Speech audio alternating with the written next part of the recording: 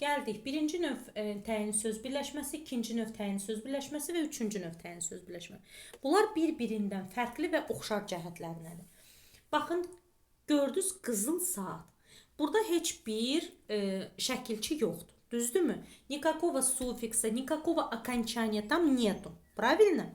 Вы это видите. А здесь, посмотрите, məktəb yolu. Значит, два слова. Məktəb и yol. Ну, сюда мы добавили. Bir dənə də biz U şəkilçisi добавить elədik. Məktəb yolu. Yəni bu nə deməkdir?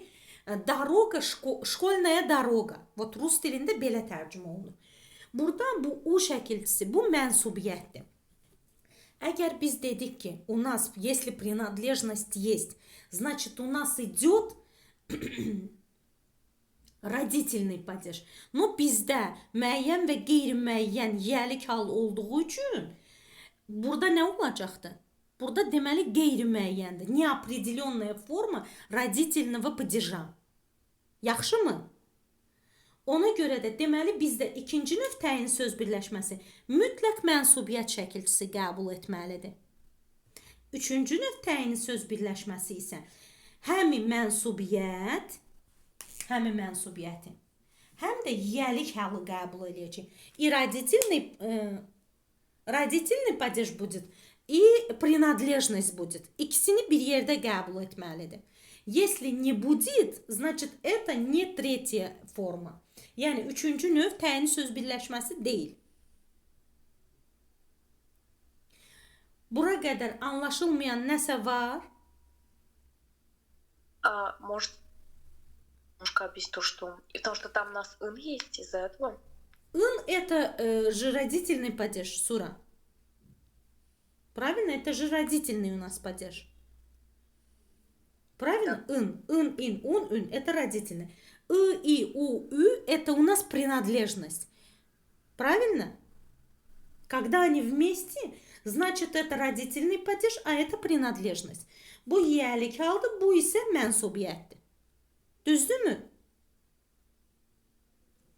İndi gəlin bir şeyə də baxaq. Bunlar cümlədə necə işlənəcəklər? Baxın, qızıl saat bunların bir-biri ilə əlaqəsi yoxdur deyə. Yəni, bunlar bir-birindən aslı deyillər.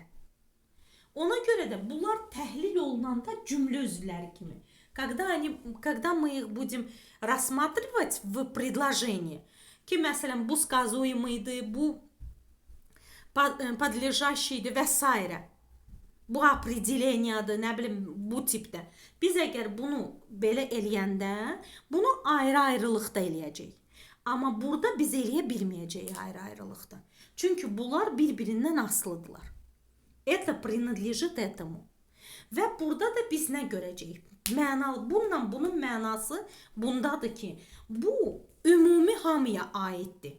Amma bu xüsusi kitabın üzünə aiddir. Məsələn, biz deyirik ki, deyə bilərik məktəb yolu, bir də deyə bilərik məktəbin yolu. Məktəbin yolu. Məktəb yolu как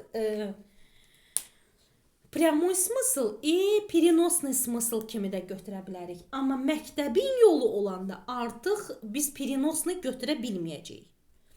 И plus nəyə əlavə edeyim? Məktəbin yolu tipində. Burada biz bunu bu cür yox. Məsələn, deyə bilərik ki,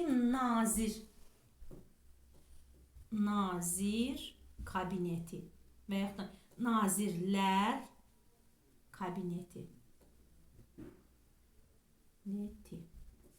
Bir də deyirik ki, nazirlərin kabineti. Düzdürmü? Nazirlər kabineti deyəndə, такое xüsusi bir qurum var, nazirlər kabineti. Правильно? Hamıya aiddir, bütün nazirlərə. Amma burada deyir ki, nazirlərin kabineti. Это по отдельности, у каждого свой кабинет. Как бы. Bura qədər çatdı, sizə nə deyirəm? Anlaşıldı? Bununla bunun fərqini başa düşdünüz, Ceyhun? Bəli. Başa düşüldür bura qədər. Bəli. Xəyyam, anlaşılmayan heç nə yoxdur ki.